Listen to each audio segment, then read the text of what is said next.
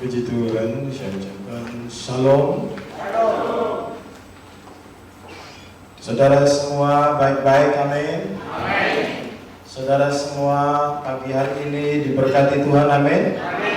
Puji nama Tuhan, saya percaya kebaikan Tuhan sempurna atas setiap saudara. Haleluya, katakan haleluya. Tuhan Yesus baik. Tuhan Yesus mengasihi saya. Tuhan Yesus mengasihimu. Saudara, salam kanan kiri, muka belakang, katakan Tuhan Yesus baik buat engkau. Puji Tuhan. Haleluya. Bapak Ibu Saudara yang dikasihi Tuhan, pada pagi hari ini kita bersyukur.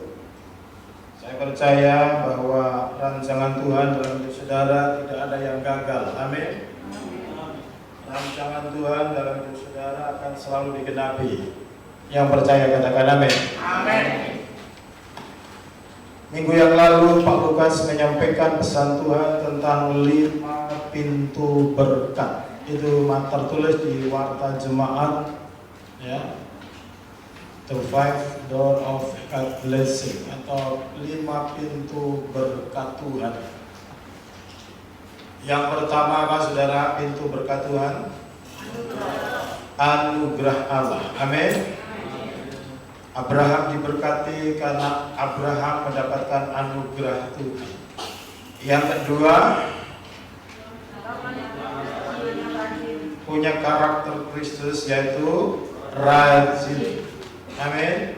Apakah saudara sudah rajin? Hanya saudara yang tahu, ya. Karena Tuhan memberkati orang yang rajin. Tuhan memberkati tangan orang yang rajin. Amin. Orang yang rajin akan mendapatkan buruannya, tetapi orang yang malas tidak akan mendapatkan buruannya. Jadi saudara-saudara Tuhan melarang orang yang malas. Tuhan mencela orang yang malas, tetapi Tuhan Yesus memberkati orang yang rajin. Bahkan Alkitab mengajarkan kalau engkau tidak mau bekerja, jangan makan. Makanya anak-anak Rai kita didik untuk rajin. Anak-anak asuh kami didik untuk rajin, sejak kecil harus rajin. Ya, karena ini firman Tuhan. Orang dunia yang nggak kenal Tuhan, tapi kalau rajin mereka juga bisa hidup. Anak Tuhan lebih lagi. Amin. Jadi saudara-saudara yang ibadah di rumah, katakan yes. Ini yang di sini. Yang di rumah juga yes. Rajin. Haleluya. Saudara, memang kita kalau semua datang ya tidak cukup ya, gitu ya. Tapi masih ada beberapa 1, 2, 3 kursi kosong. Saya percaya ada yang sudah mendaftar tapi tidak datang. Nah, saudara kasih dalam Tuhan Yesus Kristus, yang ketiga, pintu yang ketiga apa? Menabur. Apakah saudara suka menabur? Apakah firman Tuhan ini menjadi rema dalam hidupmu? Suka menabur? Menabur yang baik, aku akan menuai yang baik. Amin. Menabur dengan sukacita, engkau akan menuai dengan sorak-sorai. Amin. Haleluya. Jangan sesat, Allah tidak membiarkan dipermainkan. Siapa menabur dalam daging, dia akan binasa. Siapa menabur dalam roh, hidup dalam roh, hidup dalam firman Tuhan, akan hidup dan hidup dalam segala kelimpahan. Amin. Kemudian yang keempat apa saudara? Apa? Setia memberikan persepuluhan. Siapa yang saudara sudah mengerti persepuluhan, melakukan firman Tuhan. Amin. Haleluya. Saudara akan diberkati, Tuhan akan menghardik belalang melahap, Tuhan akan menghardik segala sakit penyakit yang menghalangi berkat Tuhan. Saudara, Tuhan akan menghardik segala penghalang berkat Tuhan kalau saudara setia memberikan persepuluhan. Amin. Abraham, Ishak, Yakub, bapak orang percaya, dia memberi persepuluhan. Dan yang kelima apa? Bisa dipercaya oleh Tuhan. Apakah saudara orang yang bisa dipercaya? Tanda orang yang bisa dipercaya adalah hidupnya berbuah-buah.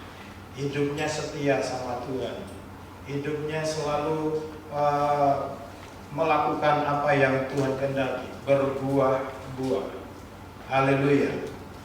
Saudara saudara Tuhan, jadi ada 5 pintu berkat. Ini tidak bisa saudara saudara Tuhan disingkirkan satu, lakukan yang lain.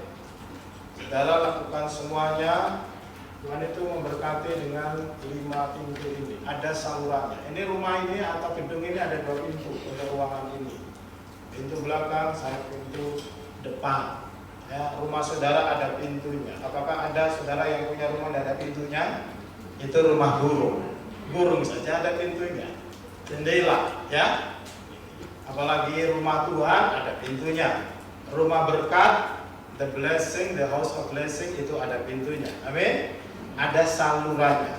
Pagi hari ini saudara kita akan belajar firman Tuhan tentang iman. How to feed your faith. Bagaimana memelihara imanmu. Mari kita buka firman Tuhan dari Lukas pasal yang ke-8 ayat 22 sampai ayat 25. Mari kita baca bersama-sama Lukas pasal yang ke-8 ayat 22 sampai 25. 22 sampai 25. Yang sudah ketemu katakan amin. Mari kita baca bersama-sama dengan suara yang keras. Yang nyaring 1, 3. Pada suatu hari Yesus naik di dalam perahu bersama-sama dengan murid-muridnya, dan dia berkata kepada mereka, marilah kita bertolak ke seberang danau. Lalu bertolaklah mereka. Dan ketika mereka sedang berlayar, Yesus tertidur. Sekonyong-konyong turunlah lautan ke danau, sehingga perahu itu kemasukan air, dan mereka berada dalam bahaya. Maka datanglah murid-muridnya membangunkan dia, katanya, Guru, kita binasa. Ia pun bangun lalu mengharik angin dan air yang mengamuk itu, dan angin dan air itu pun reda, dan danau itu menjadi teduh. Lalu katanya kepada mereka, di manakah kepercayaanmu? Maka takutlah mereka dan heran. Lalu berkata seorang kepada yang lain, siapakah gerangan orang ini sehingga dia memberi perintah kepada angin dan air dan mereka taat kepadanya. Haleluya. Katakan haleluya. Bapak Ibu Saudara yang dikasihi Tuhan, judul khotbah pagi hari ini adalah iman mengatasi badai. Katakan iman mengatasi badai. Dunia sedang mengalami kesulitan atau banyak badai kehidupan menerpa dunia ini. Saudara-saudara Tuhan, itu saudara-saudara Tuhan yang kita baca dalam teks firman Tuhan ini, perjalanan murid bersama Yesus. Mereka menyeberang di Danau Galilea untuk mencapai ujung seberang Danau Galilea. Tetapi firman Tuhan mengatakan, ketika Yesus tertidur di dalam perahu itu, sekonyong-konyong turunlah tofan, badai mengamuk dan melanda perahu, dan air mulai masuk ke dalam perahu itu. Dan firman Tuhan mengatakan bahwa mereka berada di dalam bahaya. Sehingga saudara-saudara Tuhan, di dalam firman Tuhan ini murid-muridnya panik. Orang-orang yang sudah ahli dalam ilmu perikanan, saudara, yang tahu badai dan seterusnya, biasa mengatasi badai. Tetapi saat malam hari itu mereka panik. Saat hari itu mereka mengalami ketakutan yang luar biasa. Guru, kita binasa. Saudara kasih dalam Tuhan Yesus Kristus, ini yang terjadi di dalam banyak kehidupan orang hari-hari ini. Mereka panik karena sedang mengalami badai di dalam kehidupan mereka. Sehingga saudara, Yesus di sini bangun dari tidur, dan apa yang dikatakan Yesus menjadi satu pertanyaan yang sangat penting buat saudara dan saya. Ketika Yesus mengharik badai itu, badai itu menjadi tenang, angin itu menjadi reda, dan danau itu menjadi teduh. Lalu Yesus mengajukan sebuah pertanyaan yang sangat penting. What is your faith? Di manakah imanmu? Saudara yang ada di tempat ini, dan saudara yang ibadah dari rumah masing-masing, saya bertanya, where is your Di manakah imanmu? Ini pertanyaan yang sangat penting untuk setiap orang yang menyatakan dirinya percaya kepada Yesus. Saudara sekalian Tuhan, iman itu sangat berguna selama saudara ada di dunia ini. Kalau saudara sudah mati, iman itu sudah tidak lagi digunakan. Karena saudara sudah melihat surga, saudara sudah melihat Tuhan. Tetapi saudara ketika kau ada di dunia ini, aku masih hidup di dunia ini, terlebih dalam situasi yang terjadi, dalam ketidakpastian dunia ini, maka iman itu sangat-sangat fundamental.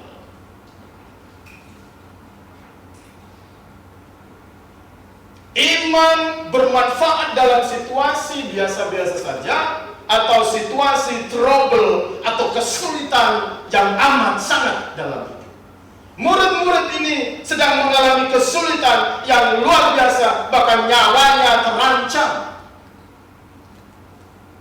Bapak Ibu Saudara yang dikasihi Tuhan Yesus Kristus, karena iman adalah fondasi dasar kepercayaan seseorang kepada Tuhan, kepada pribadi yang tidak kelihatan. Hidup ini ada yang visible, ada yang invisible, yang kelihatan dan yang tidak kelihatan. Untuk yang tidak kelihatan, untuk hal yang tidak bisa dikontrol oleh saudara, untuk hal-hal yang di luar kemampuan saudara, untuk hal-hal dalam hal sekalipun apapun yang saudara lakukan, itu membutuhkan iman kepada Tuhan. Kalau engkau mau hidupmu sukses, kalau engkau mau bisnismu sukses, kalau engkau mau kuliahmu sukses, kalau engkau mau keluargamu diberkati Tuhan, engkau membutuhkan iman. Yang mengerti katakan amin. Engkau membutuhkan iman. Yang mengerti katakan amin. Engkau membutuhkan iman, artinya engkau membutuhkan Tuhan di dalam hidupmu. Tuhan akan memberkati orang yang beriman kepadanya. Iman dibutuhkan setiap hari yang percaya, katakan amin. Hidup ini penuh dengan ketidakpastian. Hidup ini seperti perjalanan murid-muridnya, tiba-tiba di tengah jalan badai, angin, sakar saudara menerpa perahu kehidupan. Saudara, di dalam kehidupan manusia, saudara di tengah dunia ini, di bumi ini, saudara tidak tahu apa yang di depan sana. Cuaca begitu cepat berubah. Di Jogja ini cuaca begitu cepat berubah. Kelihatannya terang, tetapi siang bisa hujan lebat. Begitu cepat sekali awan gelap itu ada tiba-tiba. Nah, saudara kasih dalam Tuhan, jadi untuk menghadapi ketidakpastian, Yesus berkata pentingnya iman, dan Yesus mengajukan pertanyaan, di manakah kepercayaanmu? Where is your faith? Ketika engkau punya problem, kenapa engkau panik? Kenapa engkau takut? Kenapa engkau khawatir dalam hidupmu? Kenapa engkau selalu khawatir dalam hidupmu? Di mana imanmu? Ini pertanyaan yang penting. Ketika bisnismu belum lancar, kenapa engkau takut? Kenapa engkau khawatir? Ketika engkau belum menikah, kenapa engkau khawatir? Kenapa engkau takut? Di manakah imanmu? Di manakah kepercayaanmu kepada Tuhan? Dan selam Tuhan, Yesus bertanya kepada murid-murid Yesus, where is your faith? Ini mengindikasikan bagi saudara bahwa iman murid-muridnya itu loose, kehilangan iman. Sehingga dia panik, sehingga dia takut, sehingga dia tak bisa tidur. Sampai di sini yang susah tidur, angkat tangan. Kalau tidur saudara butuh obat, atau harus harus nonton wayang dulu, atau buka Alkitab dulu. Buka Alkitab dulu kalau tidak bisa tidur. Bukan membaca, tapi datang kita langsung tertidur. Saudara Islam Tuhan Yesus Kristus, banyak orang hari-hari ini kehilangan imannya karena mereka sudah lama tidak beribadah dari sejak bulan Maret. tidak ke gereja. Tapi ada 3 hal yang membuat orang itu kehilangan iman di hari-hari ini, saudara. Di hari-hari yang akan datang. Saudara sekalian Tuhan, padahal iman itu sangat penting. Iman membuat seseorang tidak takut dalam menghadapi bahaya. Iman bermanfaat dalam menghadapi situasi yang sulit. Iman membuat seseorang tetap berkata-kata positif, berkata-kata yang baik, bukan berkata-kata negatif. Iman melihat apa yang tidak kelihatan. Iman menuntun, membuat orang membuat keputusan yang benar. Selanjutnya, tetapi banyak orang hari ini kalau tidak dipelihara imannya akan lulus kehilangan iman. Saudara, negara-negara yang dulu disebut negara Kristen, banyak orang-orang mudanya sudah kehilangan imannya. Salah satunya negara Prancis, Eropa, Amerika. Kenapa Donald Trump itu kemungkinan besar kalah? Karena gereja gagal untuk menyelamatkan orang Amerika. Yang memilih Trump itu adalah orang-orang yang Kristen yang sungguh-sungguh tahu. Tetapi sekularisme melanda Amerika. Yang pertama yang membuat orang kehilangan iman adalah sekarang ini mewabah yang namanya sekularisme. Apa itu sekularisme? Sekularisme adalah paham yang menolak keberadaan Tuhan. Paham yang tidak percaya adanya Tuhan. Dan ini melanda negara-negara makmur seperti Eropa dan seperti Amerika. Banyak orang yang disebut memiliki paham yang bebas, freedom. Padahal di dalam firman Tuhan kebebasan itu ada batasnya. Saudara-saudara itu ya, dunia sedang mengalami krisis yang luar biasa. Dalam sejarah Alkitab, orang yang meninggalkan Tuhan atau negara yang meninggalkan Tuhan akan mendapat serangan. Perlindungan itu akan diangkat dari Tuhan. Jadi saudara, ini berlaku untuk negara dan pribadi. Kalau saudara meninggalkan Tuhan, saudara menjauh menjadi sekuler, menjadi duniawi, kehilangan iman kepada Yesus.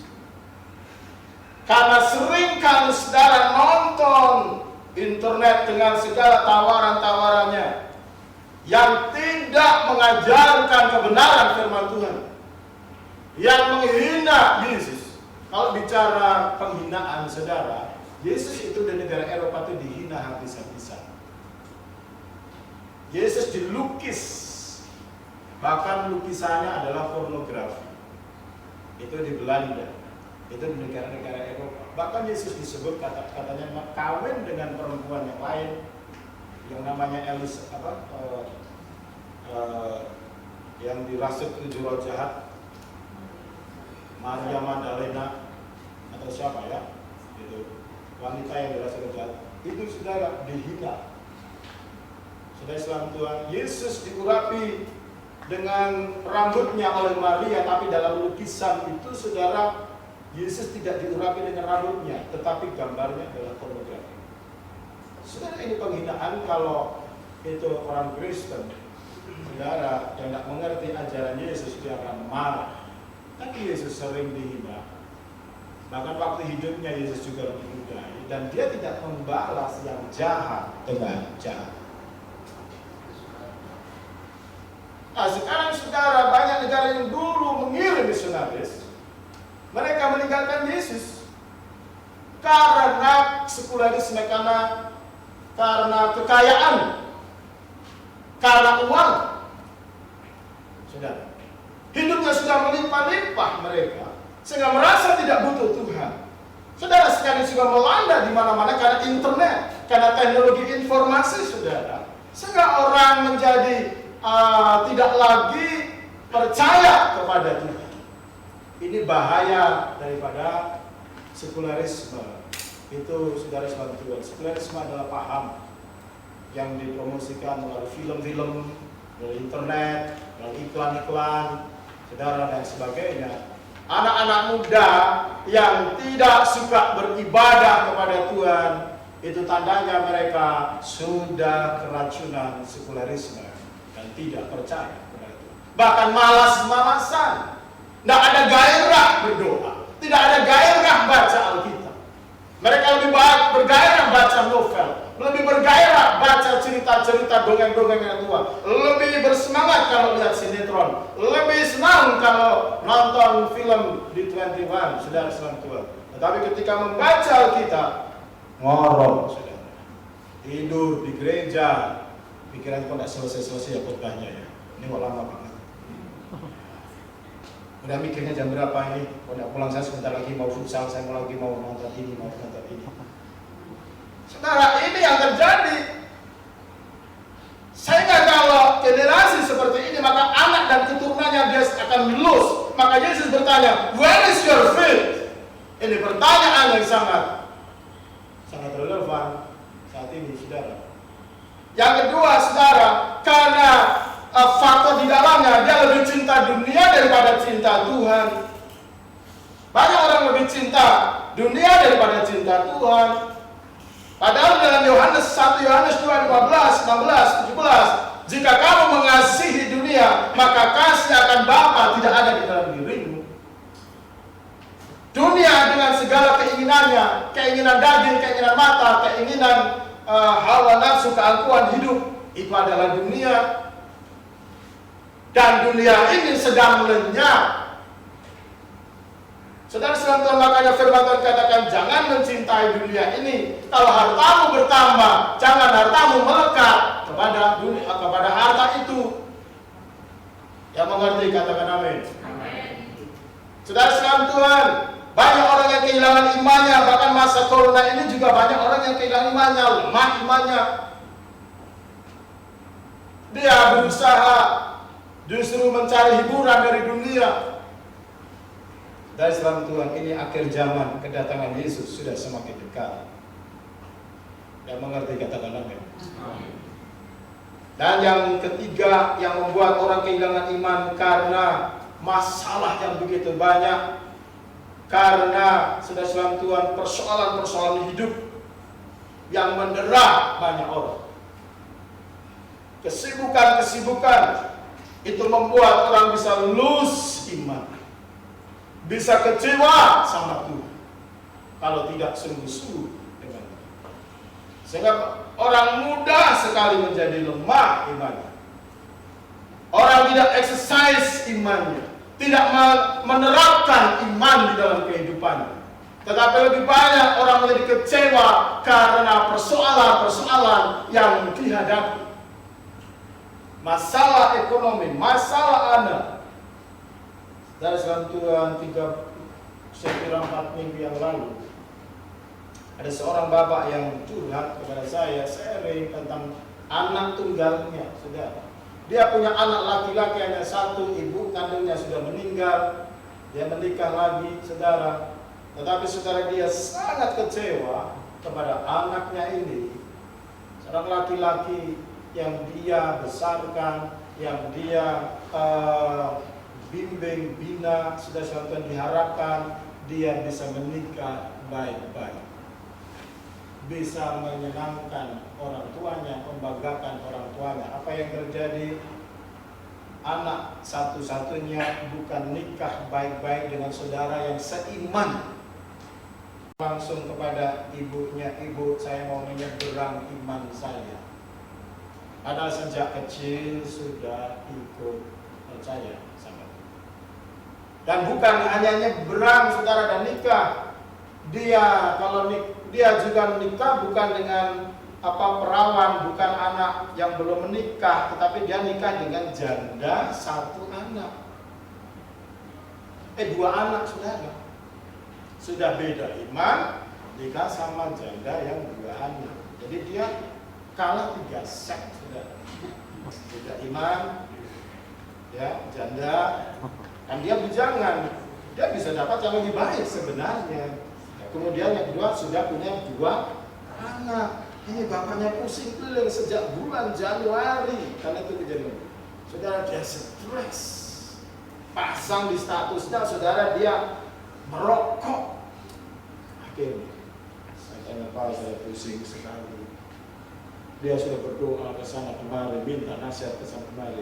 Ini anak laki-lakinya ini bisa-bisanya dia bisa jadi ke namanya itu kayak hipnotis.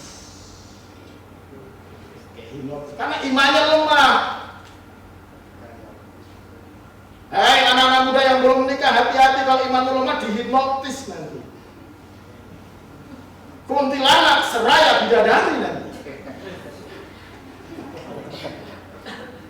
Atau kelihatannya ini adalah laki-laki yang ganteng padahal dia garong.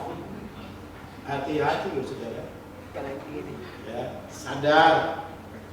Iman itu menentukan sekali, tidak boleh main-main. Saudara, ini kesaksian yang nyata, anak tunggal padahal. Sampai ibu tirinya karena sayang stres masuk rumah sakit. Tuh, kalau anak tidak benar, itu bikin stroke orang tua. Ya, hati-hati yang masih muda, engkau ya harus benar lurus jalannya.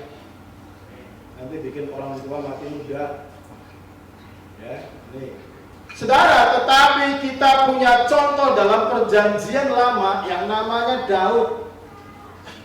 Saya tidak akan membaca, saudara bisa baca sendiri di dalam 1 Samuel pasal 17. Itu adalah bagaimana Daud adalah seorang muda yang penuh iman. Bukan orang muda yang kehilangan iman. Saudara Tuhan, bagaimana Daud menghadapi Goliat adalah contoh bagaimana Daud adalah orang yang strong imannya.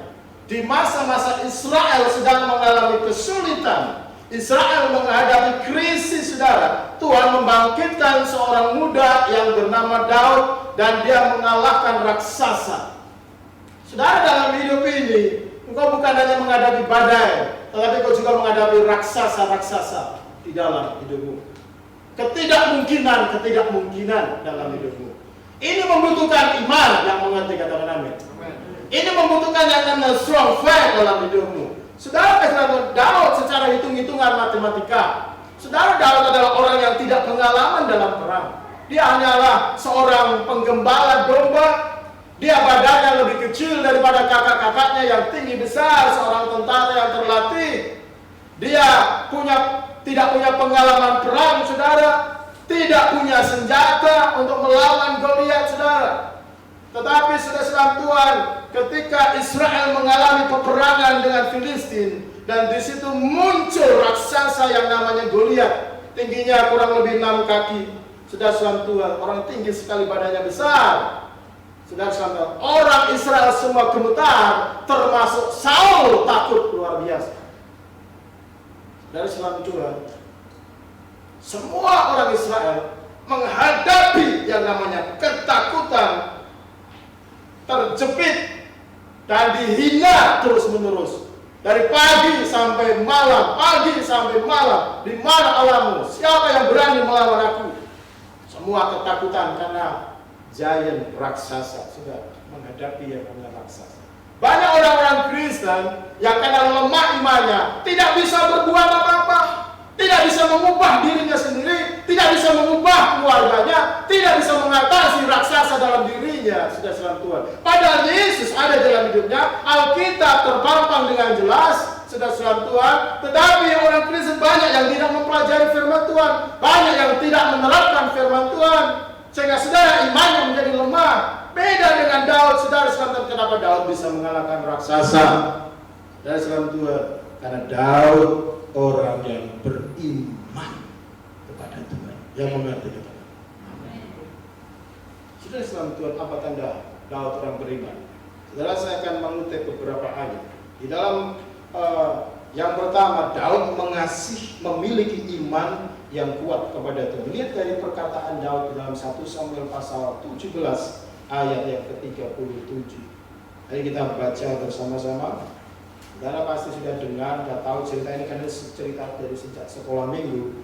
Tapi kita perlu mendalami pesan-pesan secara lebih mendalam. Dan kita akan baca ayat yang ke-37. Apa yang dikatakan Daud? 1, 2, 3. Pula kata Daud, Tuhan yang telah melepaskan aku dari cakar singa dan dari cakar beruang. Dia juga akan melepaskan aku dari tangan orang Filistin itu. Kata Saul kepada Daud, pergilah, Tuhan menyertai engkau. Saudara lihat, orang yang beriman itu perkataannya itu berisi. Menghadapi raksasa yang lainnya itu gemetar, menghadapi masalah yang lainnya itu ketakutan, khawatir, terkencing-kencing. Tetapi Daud berkata apa, saudara salam Tuhan? Daud berkata, Tuhan yang telah melepaskan aku dari cakar singa dan cakar beruang, Dia juga akan melepaskan aku dari tangan orang Filistin. Halo, apakah saudara punya perkataan yang berbobot dalam menghadapi masalah dalam hidupnya? Halo, apakah jemaat Tuhan sudah belajar kata-kata seperti Daud? Pengalaman Daud dengan Tuhan itu luar biasa. Dia punya relasi yang kuat dengan Tuhan. Orang yang selalu bermasmur kepada Tuhan, lihat banyak masmurnya suka menyanyi, memuji, menyembah Tuhan, main kecapi, main gitar, memuji Tuhan. Siang malam dia berdoa 5 kali, saudara. Dia menyembah Tuhan, dia memuji Tuhan. Bagaimana dengan saudara? Kata-kata Saul, kata-kata Daud, saudara, dia tentara, tapi kenapa dia sembunyi, tidak muncul? Kakak beradik, satu kandungan bisa beda-beda, saudara. Yang satu penakut, yang satu pemberani. Yang satu bisa berhasil, yang satu bisa gagal, tergantung daripada dia pribadi. Saudara kasih dalam Tuhan, Daud dia punya iman yang luar biasa. Dia dengan beruang tidak takut. Dia dengan singa dia tidak takut. Dia mencabik singa, dia mencabik beruang yang berusaha membunuh domba-dombanya, yang berusaha menerkam domba-dombanya. Pengalaman sehari-hari Daud dengan Tuhan menjadi modal menghadapi persoalan yang disebut raksasa dalam hidup yang dihadapi oleh bangsa Israel. Saudara punya raksasa masing-masing, yaitu sesuatu yang harus saudara kalahkan, sesuatu yang harus saudara hancurkan, harus saudara habisin, supaya saudara menjadi pemenang dalam hidup. Itu bisa bisnis, itu bisa sekolah, itu bisa pekerjaan, itu bisa kuliah, bisa apa saja yang itu berbicara tentang saudara selalu takut dengan hal itu. Itu raksasa dalam hidupmu. Engkau harus mengalahkan raksasa-raksasa itu. Kamu mengerti, katakan amin. Daud punya perkataan iman karena dia orang yang beriman. Apakah saudara orang yang selalu katakan negatif, saya ini cuma anak desa, orang desa, aku pendidikan cuma segini, aku tidak punya apa-apa, negatif terus menerus. Aku juga tidak terlampau cakep, tidak terlampau manis, tidak terlampau cantik. Apa ada orang mau sama saya? Nah, saudara, yang kedua, perkataan Daud itu perkataan yang penuh iman. Bukan hanya iman, memiliki iman, tapi perkataannya penuh iman. Coba lihat itu pasal 17 ayat 46. Ya, pasal 17 ayat 46. Coba baca bersama-sama. Ayat 46. 1, 2, 3. Hari ini juga Tuhan akan menyerahkan engkau ke dalam tanganku, dan aku akan mengalahkan engkau dan memenggal kepalamu dari tubuhmu. Hari ini juga aku akan memberikan mayatmu dan mayat tentara orang Filistin kepada burung-burung di udara dan kepada binatang-binatang liar, supaya seluruh bumi tahu bahwa Israel mempunyai Allah. Lihat saudara, perkataannya adalah perkataan yang penuh iman. Hari ini juga firman Tuhan mengatakan, Daud dengan jelas, hari ini juga Tuhan akan menyerahkan engkau, Goliat, ke dalam tanganku. Aku akan mengalahkan engkau. Aku akan memenggal kepalamu. Saudara, pada Daud, dia cuma punya ketapel, saudara. Daud tidak punya senjata yang besar, tetapi Daud perkataannya penuh iman karena dia orang yang dekat dengan Tuhan. Bahkan dia orang yang mau memberitakan kebaikan Tuhan supaya seluruh bumi tahu bahwa Israel punya Allah. Karena Israel ada Tuhan di dalam dirinya. Ya, pernah dikatakan apa? Yang membuat Daud ini hebat bukan Daudnya, tapi Tuhan yang ada di dalam diri Daud. Yang membuat saudara hebat bukan saudara tidak ada apa-apanya, tapi kuasa yang diizinkan bekerja dalam hidupmu. Itu yang membuat saudara hebat. Saudara bisa melakukan hal-hal yang besar, melebihi kemampuan saudara. Makanya iman itu dibutuhkan. Iman itu harus bertumbuh. Iman itu harus sampai kemampuan memindahkan gunung. Iman adalah sebuah confident, keyakinan Tuhan sanggup melakukan. Tuhan yang besar, jangan bercita yang kecil-kecil. Bercitalah yang besar, sesuai dengan Tuhanmu yang besar. Engkau yang masih muda, engkau yang masih perjalanan jauh, miliki iman dalam hidupmu. Peliharalah imanmu. Kemudian yang ketiga, saudara, Daud itu, saudara, dia percaya bahwa dia disertai Tuhan. Orang yang beriman itu percaya bahwa dia disertai Tuhan. Pasal yang sama, ayat 17 dan 32. Coba baca di sini. Ya, kita baca. Ya, ayat yang ke-32. 1, 2, 3. Berkatalah Daud kepada Saul, janganlah seorang menjadi tawar karena dia. Hambamu ini akan pergi melawan orang Filistin itu. Saudara sekalian, kenapa Daud dia mau pergi melawan Goliat? Karena Daud yakin bahwa dia ada penyertaan Tuhan. Bahkan seperti yang Saul katakan kepada Daud, sebab Tuhan menyertai engkau. Saudara, apakah saudara yakin bahwa engkau disertai Tuhan dalam hidupmu? Amin. Apakah engkau disertai Tuhan di dalam pribadimu? Amin. Saudara, ini pertanyaan. Orang beriman yakin disertai Tuhan. Kemudian pasal yang sama ayat 49, Daud itu melangkah dengan iman. Orang yang beriman, dia selalu melangkah hidupnya dengan iman, melakukan. Saudara lihat di dalam ayat 49, pasal yang sama, kita baca bersama-sama. 1, 2, 3. Lalu Daud memasukkan tangannya dalam kantongnya, diambilnya sebuah batu dari dalamnya, diumbahnya, maka kenalah dahi orang Filistin sehingga batu itu terbenam ke dalam dahinya dan terjun saja dengan mukanya ke tanah. Demikian Daud mengalahkan orang Filistin dengan umban dan batu. Saudara, jadi di sini Daud melangkah, dia menggunakan umban, dia menggunakan ketapel untuk membunuh Goliat.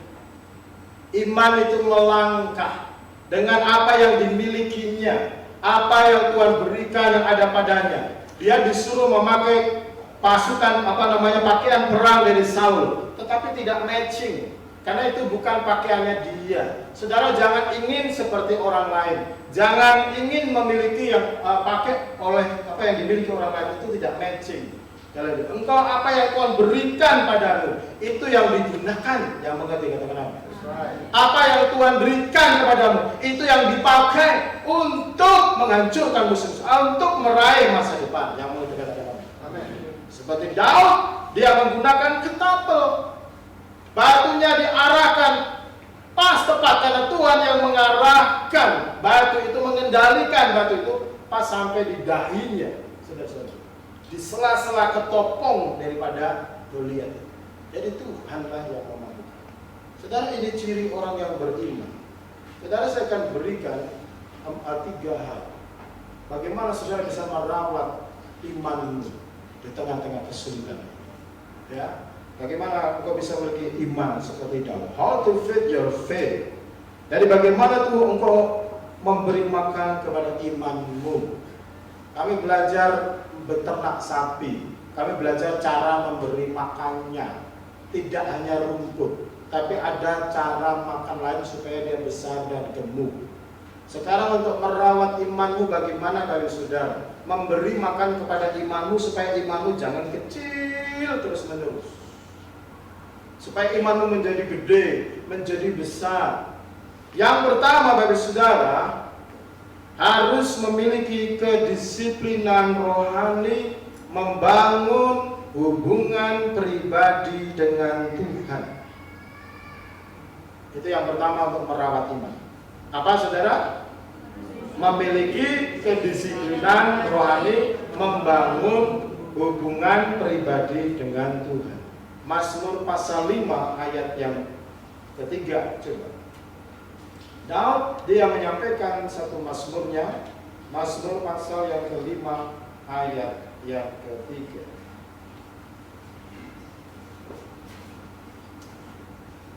Kita baca bersama-sama.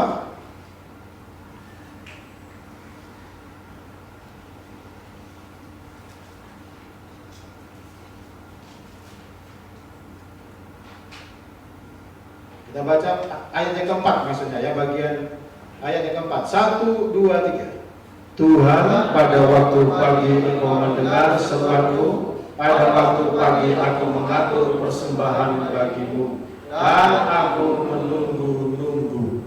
Yang pertama, saudara, yang dilakukan Daud apa? Kenapa dia punya iman yang kuat? Ternyata setiap pagi dia secara disiplin, dia selalu punya persekutuan pribadi dengan Tuhan. Pada waktu pagi aku mengatur persembahan. Pada waktu pagi aku punya membangun relasi dengan Tuhan. Jadi saudara, iman itu harus dirawat. Katakan dirawat. Iman itu bagaikan sesuatu yang harus dikasih makan supaya dia menjadi bertumbuh. Imanmu akan hilang. Makanya Yesus berkata, where is your faith? Di mana imanmu? Karena imanmu sudah hilang. Makanya saudara, supaya iman itu eksis, iman bertumbuh, iman kuat, dan dia selalu merawat imannya dengan setiap pagi dia mengatur persembahan, dia menunggu-nunggu Tuhan, dia membangun rohaninya dengan kehadiran Tuhan dan mendengarkan firman Tuhan. Saudara bisa baca juga di dalam Lukas pasal yang ke-10 ayat 39. Saudara, seorang wanita yang namanya Maria, ada saudara Marta. Tetapi apa yang Yesus katakan kepada Maria? Saudara lihat, baca pasal yang ke-10 ayat yang ke-39. Mari kita baca bersama-sama. Lukas pasal yang ke-10 ayat 39. Ya, kita baca bersama-sama. 1, 2, 3. Perempuan itu mempunyai seorang saudara bernama Maria. Maria ini duduk dekat kaki Tuhan dan terus mendengarkan perkataannya. Haleluya. Kemudian ayat yang ke-41 coba baca. Tetapi Tuhan menjawab, Marta, Marta, engkau khawatir dan menyusahkan diri dengan banyak perkara. Ayat 42. Tetapi hanya satu saja yang perlu. Maria telah memilih bagian yang terbaik yang tidak akan diambil daripadanya. Yang terbaik bagi Yesus bukan sibuk. Setiap orang punya kesibukan setiap hari, sibuk itu seperti apa? Tapi dia tidak punya hubungan secara pribadi dengan Tuhan. Lihat, Tuhan memuji siapa? Tuhan memuji Maria. Amin. Apa yang dilakukan Maria? Maria dikatakan dia duduk dekat kaki Tuhan dan terus mendengarkan firman-Nya. Ini yang disebut disiplin rohani. Engkau mau punya iman yang besar, engkau mau punya iman yang mengalahkan raksasa dalam hidupmu. Nonsen, engkau tidak mungkin punya iman besar kalau engkau tidak punya relasi dengan Tuhan secara pribadi dan mendisiplin diri membaca Alkitab dan merenungkan setiap hari. Yang mengerti kata-kata apa? Kenapa Tuhan memuji Maria? Tuhan tidak memuji Marta, tetapi Tuhan juga menghargai Marta. Tetapi Tuhan lebih dalam hal ini memuji Maria. Kan Maria orang yang dia cinta Yesus, cinta firman-Nya. Kalau engkau tidak cinta Yesus, engkau tidak akan cinta firman-Nya. Kalau engkau cinta Yesus, engkau pasti cinta firman-Nya. Yang mengerti kata-kata apa? Banyak orang kehilangan lebih cinta dunia sehingga dia tidak cinta firman Tuhan. Dia tidak bisa baca Alkitab. Dia tidak bisa merenungkan firman Tuhan. Padahal firman Tuhan adalah pelita, firman Tuhan itu terang, firman Tuhan itu yang membuat iman saudara menjadi besar. Seperti Daud, kenapa dia berani melawan dan mengalahkan Goliat? Kenapa Tuhan menyertai Daud dan mengalahkan Goliat? Karena Daud orang yang perkataannya penuh iman. Kenapa perkataannya penuh iman? Karena Daud orang yang senantiasa dengar-dengaran akan firman Tuhan. Kenapa? Saudara dalam Tuhan, karena ketika engkau dengar Tuhan, dengar firman Tuhan, karena Yesus adalah pokok sumber mata air kehidupan. Iman tidak mungkin bertumbuh kalau tidak ada air. Seperti tanaman tidak mungkin bertumbuh kalau kekurangan air.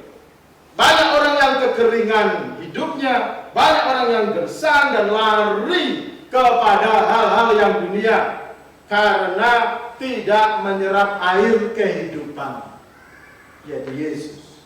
Jadi saudara, untuk merawat iman, how to feed your faith, itu adalah dengan cara mendisiplin diri. Katakan mendisiplin diri. Mendisiplin diri. Saudara, saya bangun setiap pagi itu selalu jam 3 karena sudah menjadi kebiasaan. Itu hanya masalah kebiasaan. Tidur jam 10, kecuali kalau sudah keluar melayani bisa sampai rumah setengah 11. Tidur jam 11. Tidur 5 jam. Setelah itu pagi selalu merenungkan firman Tuhan, mendengar firman Tuhan, berdoa sampai jam setengah 6, jam 3 sampai setengah 6. Saudara mendisiplin diri. Banyak orang Kristen baca Alkitab cuma 5 menit, tapi melakukan yang lain yang bisa berjam-jam, saudara selamat Tuhan. Yang merasa benar katakan yes. Nah, ya kan? Betul? Halo? Halo? Apakah engkau sudah mendisiplin diri setiap pagi? Amin. Engkau mau imanmu besar seperti Daud? Engkau mau mengalahkan raksasa dalam hidupmu? Engkau mau hidupmu hidup diberkati dan menjadi berkat? Amin. Mau lancar semuanya? Amin. Dibuat lancar? Amin. Saudara pelihara, punya disiplin imannya supaya besar. Saudara sudah melihat Tuhan berikan hikmat. Yang kedua, saudara, yang kedua adalah bersekutu dengan orang beriman. Karena firman Tuhan, ya, memberikan kepada kita 1 Korintus 15 ayat 32, pergaulan yang buruk merusak kebiasaan yang baik. Bergaul dengan siapa saudara itu mempengaruhi imanmu. Dalam Pengkhotbah pasal 4 ayat 12, berdua lebih baik daripada sendiri. Jadi kalau mau imannya bertumbuh, saudara harus bergaul dengan orang yang beriman. Mazmur 119 ayat 63, Daud berkata, aku bersekutu dengan semua orang yang takut akan Tuhan dan orang-orang yang berpegang kepada firman Tuhan. Jadi Daud dia berteman, bersekutu dengan orang-orang yang takut akan Tuhan. Saudara, maka imannya dia menjadi kuat. Saudara, jangan berteman dengan orang yang tidak mengenal Tuhan. Kalau saudara hadir sebagai saksi untuk memberitakan kabar baik, itu yang baik. Tapi kalau engkau bergaul dengan orang yang tidak mengenal Tuhan, maka karaktermu akan terdegradasi atau tergerus. Ayo mabuk dikit lah, tidak apa-apa. Ayo merokok dikit lah, tidak apa-apa. Nanti kalau ayo nonton ini, tidak apa-apa. Yang tidak benar, nanti kamu banci. Jadi dihina-hina seperti itu, saudara. Zaman sekarang ini tidak mudah. Engkau bergaul dengan siapa?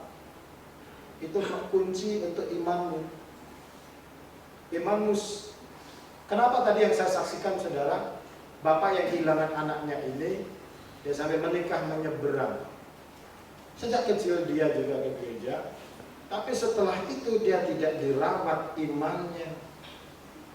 Dunia ini sudah sangat luar biasa mempengaruhi kehidupannya, sehingga dia membuat keputusan yang di luar akal orang tuanya, meninggalkan Yesus. Jadi saudara kasih dalam Tuhan, di dalam Mazmur 1 ayat 1-2 juga dikatakan, berbahagialah orang yang tidak duduk dalam kumpulan pencemooh, tetapi yang kesukaannya adalah Taurat Tuhan. Jadi Daud melarang, Daud tidak bergaul dengan orang yang suka mencemooh. Nah itu jadi terpengaruh ikut mencemooh, bahkan menghina Tuhan. Kalau engkau bergaul dengan orang yang suka menghina Tuhan, suka mencemooh Tuhan, suka mencemooh kebenaran, lama-lama engkau akan terpengaruh, karena pergaulan itu bersifat menularkan. Pergaulan yang buruk menularkan yang buruk, pergaulan yang baik menularkan yang baik. Kalau kau bergaul dengan orang yang imannya besar, imanmu akan ikut besar. Yang mengerti katakan amin. Kalau engkau bergaul dengan orang yang imannya kecil, imannya lemah, aku akan imanmu menjadi lemah. Yang mengerti katakan amin. Saudara, jadi pergaulan di sini sangat penting. Makanya Tuhan memberi peringatan, pergaulan yang buruk merusak. Yang namanya pergaulan sekarang ini bukan hanya face to face, bukan hanya pribadi ke pribadi, tetapi apa yang kau baca, apa yang kau tonton, apa yang kau lihat, itu yang apa yang mempengaruhi saudara. Itu adalah medan areal pergaulanmu. Itu yang akan merusak imanmu. Makanya saudara kasih dalam Tuhan. Di sini makanya anak Tuhan harus bisa memilah, harus bisa membedakan mana yang benar dan mana yang tidak benar. Yang mengerti katakan amin. Dan yang ketiga, yang terakhir saudara, bagaimana cara merawat iman? Yang pertama tadi apa? Merawat iman, mendisiplin diri, ya, untuk memiliki hubungan pribadi dengan Tuhan. Yang kedua, bersekutu dengan orang-orang yang beriman, ya. Saya bisa tambahkan pasal Hosea pasal 4 ayat 17, Efraim itu bersekutu dengan berhala, maka dia ikut menyembah berhala. Hosea itu mengatakan berperingat, umatku binasa karena tidak ada pengetahuan, kehilangan pengetahuan.